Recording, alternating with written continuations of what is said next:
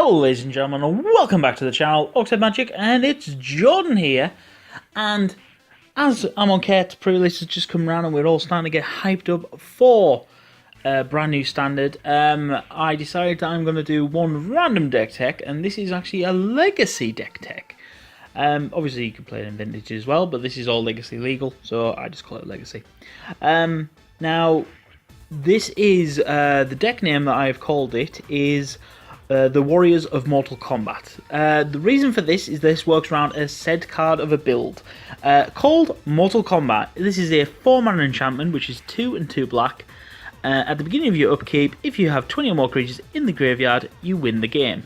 It's an alternative win con game, and I quite like it. It's one of these quirky cards.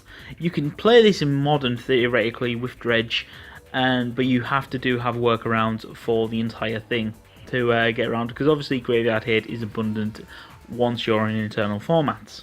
So, how do we play this game? Well, basically we use Commune with Gods to search up and find. It allows us to look at the top 5 cards, and we get to put a creature or an enchantment card from among them into our hand, and the rest go in the graveyard. This thus effectively allows us to search for Mortal Kombat at the same time as putting other creatures in the bin. Now, this is a very creature-heavy deck, but we have ways of getting creatures into the bin, mainly in the use of Golgari Thug, a 1 and a black human warrior. He's a 1/1, but when he dies, you put target creature card from your graveyard on top of your library. It also has the ability to dredge 4. Now, obviously, that on the dredge mechanic, it's if you were to draw a card, you may choose to dredge instead. In this case, dredge 4 allows us to empty into the bin. Would a Golgari Grave Troll be better? Yes, it would, but I'm going for a bit of a budget alternative on this. Obviously, that's an easy one to add in. The other way that we have to easily empty creatures into the bin is we use Lotleth Troll. This is for Golgari colours, so a black and a green. He's a zombie troll, it's 2/1 with trample, and you may discard a creature card from your hand to put a 1/1 counter on him, and you can pay a single swamp to regenerate it. Effectively allows us as a very early game board presence. That's something that has to be dealt with. Only exile effects generally will deal with him. It is generally very sweet. So the reason why I call it the Warriors of Mortal Kombat is because we have gone a very warrior tribal heavy theme. Now, in relation to this, we get some very sweet things, but in order to best make use of the warrior tribal, we use Obsidian Battle-Axe. Benefit with this is that it's a tribal artifact for warriors, of which an equipped creature gets +2/+1 and has haste. And whenever a warrior enters the battlefield, comes into play, you may attach the axe to it. So you get great benefits for these coming onto the battlefield and swinging quite well. Now, in terms of the warriors, we've actually got some very sweet ones to go with. We begin with Bloodsoaked Champion. He can't block. It has the raid ability for 1 and a black, and it may return it to from the graveyard to the battlefield, and you may only activate if you've attacked with a creature this turn, which is what we are doing all the time. Now, with this as well, in the 1-drop slots, we also run Mardu Shadowspear.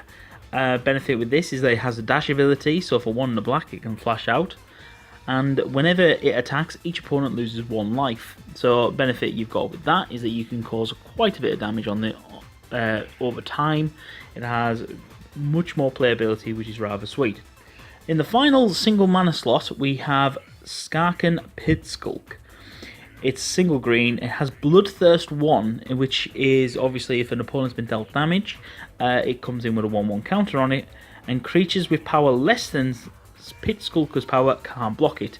Obviously, once the axe is on this as well, you have theoretically a 4/3 that can't be blocked by creatures with less power. Basically, in a lot of games, this will actually get through for quite a bit of damage in the long run, and it's rather sweet. Moving on, we don't have any creatures in the 2-drop slot because we've used it for spells. Going on from that, we have a 3-drop slot. We begin to have Ogre Marauder. So this is for 1 and 2 black. It's an Ogre Warrior. This is all the way from the Kamigawa block.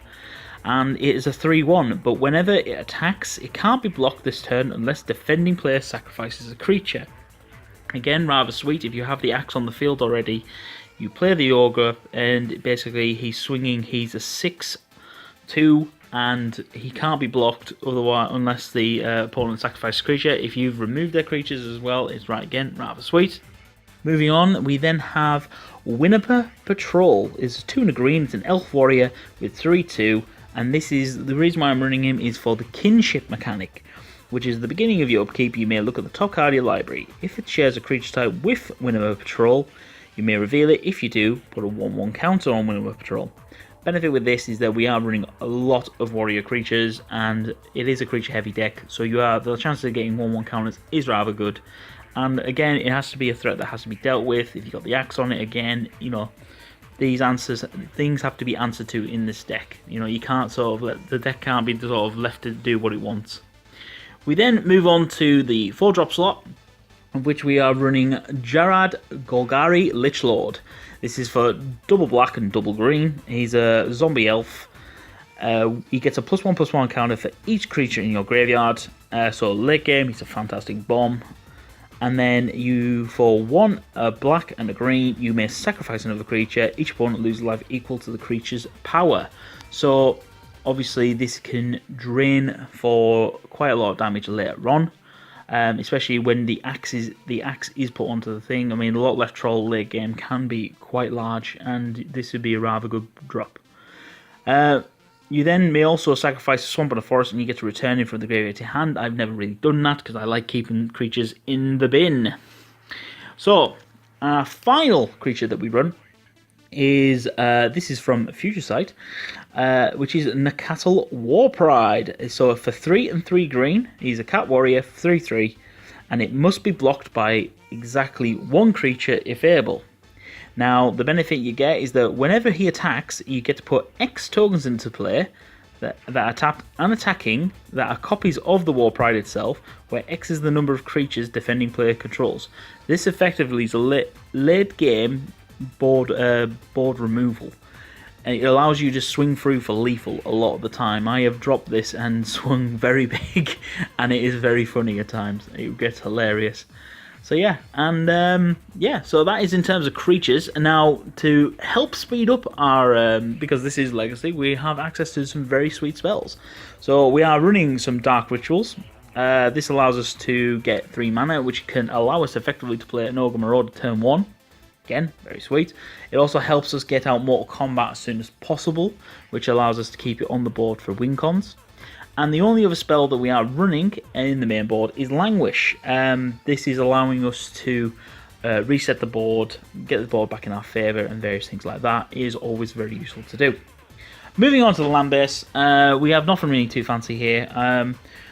We are running full play sets of Blooming Marsh, Woodland Cemetry, and Overgrown Tomb. This is just the fast mana that we like to have on hand.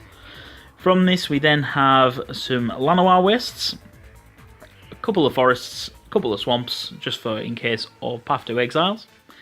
Our final land slot is taken up by Svogthos, the Restless Tomb. It taps for a colourless, or you can pay 3, a forest and a swamp, and until the end of turn it becomes a black and green plant zombie creature with its power and toughness are equal to the number of creature cards in your graveyard. This allows us to have some serious punch on the board, especially late game. Even if this becomes a 10-10, it has to be dealt with and answered, and again, rather sweet.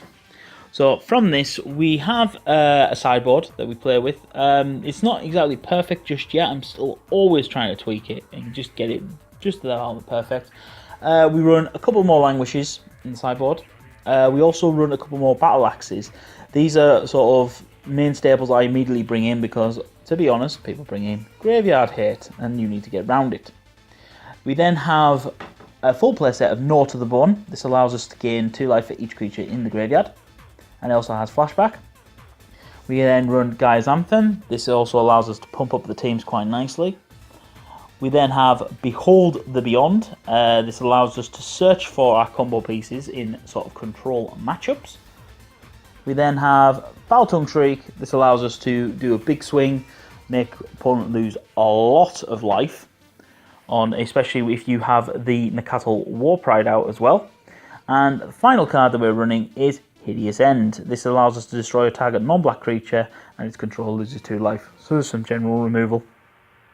The deck plays, I've found, very well. I enjoy it quite a lot. The only thing I need to start thinking of is putting in some graveyard hate. Don't know where I'm going to get that from. I'm thinking of trying to maybe just put in some Tormod's Crypts. But someone did suggest that Relic of Genesis might be a bit better to play. But anyway, let me know what you guys think in the comments below.